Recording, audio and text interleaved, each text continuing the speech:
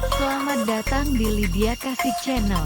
Saya Ibu Naomi dan di sini saya akan membagikan video mengenai apakah Rastu Sabdono, Saksi Yehuwa dan Unitarian dapat menjelaskan surat Ayub pasal 1 ayat 6 sampai 12. Tonton sampai habis ya. Pastinya sangat bermanfaat bagi pengetahuan iman saudara. Gak usah berpanjang lebar. Mari kita mulai. Surat Ayub 1 pasal 6-12.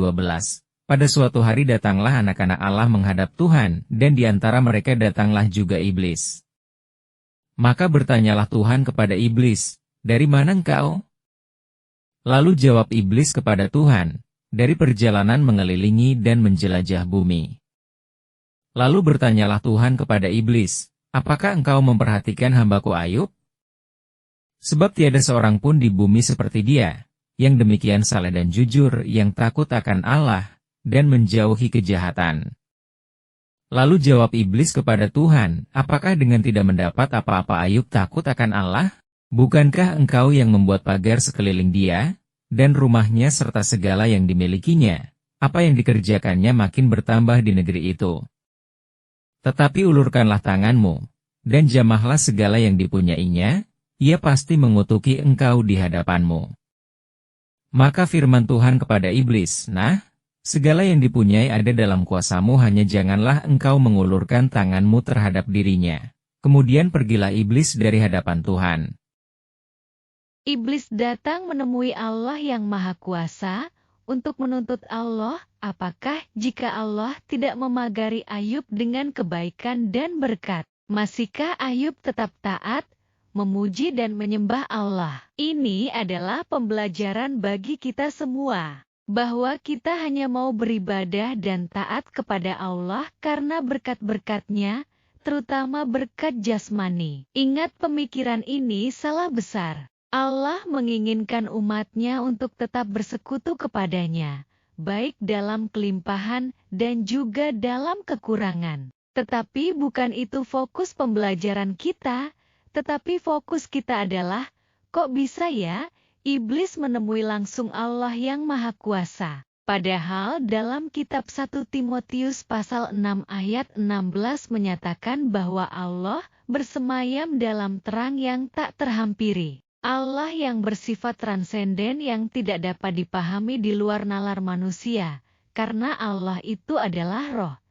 Ini adalah suatu diskusi langsung. Saksi Yehova, Muslim, dan pengikut Rastu Sabdono tentang keberadaan Allah yang Maha Tinggi. Mari kita dengar pendapat mereka.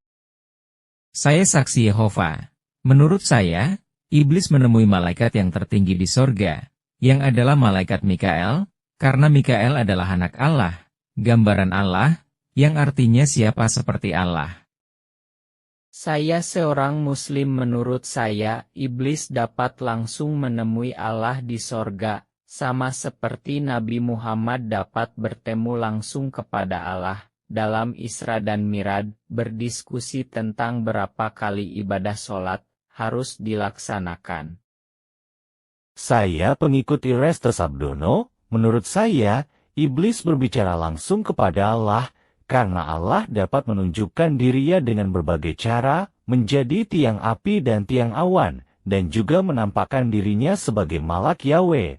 Seorang Kristen pengikut Yesus Kristus sebagai Tuhan, harus tahu dan mengerti akan hal ini, bahwa Allah selalu menunjukkan keberadaannya dan pekerjaan-pekerjaannya melalui perantaranya. Korelasi surat 1 Timotius pasal 6 ayat 16 dan surat Yohanes pasal 1 ayat 18 sangat jelas menyatakan bahwa Allah yang tidak kelihatan dan yang bersemayam di tempat yang maha tinggi, tidak dapat terjangkau oleh makhluk ciptaannya, tetapi melalui perantaranya, yakni firman-Nya, yaitu Yesus Kristus, sebelum preinkarnasnya. Dalam surat Yohanes pasal 1 ayat 8 menyatakan bahwa tidak ada seorang pun yang dapat melihat Allah atau sampai kepada Allah, tetapi anak tunggal Allah yang ada di pangkuan Bapa, dialah yang menyatakan keberadaannya, pekerjaan-pekerjaannya. dan juga segala rancangan-rancangan keselamatannya.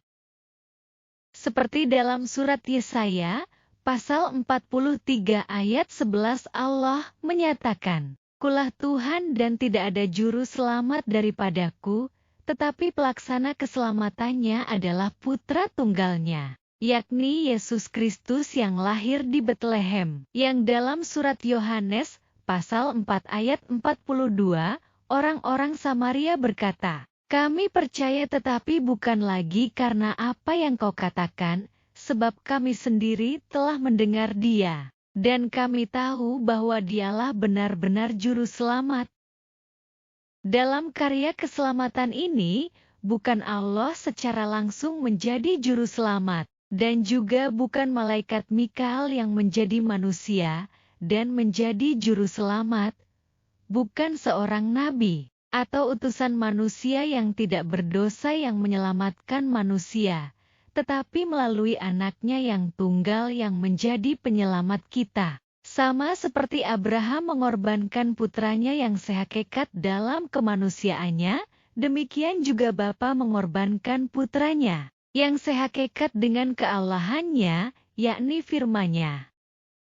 Kiranya pembelajaran ini semakin menguatkan iman kita bahwa keberadaan Kristus sebelum prainkarnasi jangan diabaikan. Karena Yesus Kristus sendiri mengatakan bahwa aku telah ada sebelum dunia diciptakan. Sebelum Abraham ada, aku telah ada. Dan aku telah turun dari sorga. Dan juga karya keselamatan bukan dari malaikat Mikael yang menjadi manusia, melainkan putranya yang telah ada sebelum dunia diciptakan yang menyelamatkan manusia. Juga bukan seorang nabi yang seutuhnya manusia yang tidak berdosa, melainkan firman-Nya yang sehakikat dengan Allah yang menjadi manusia, untuk menyelamatkan manusia dari dosa. Kiranya momentum Natal dan Tahun Baru 2025 ini semakin kita giat mengenal tentang Yesus Kristus sebagai Tuhan dan Juru Selamat kita. Terima kasih telah menonton video ini. Jangan lupa like, share, dan subscribe. Tuhan Yesus memberkati.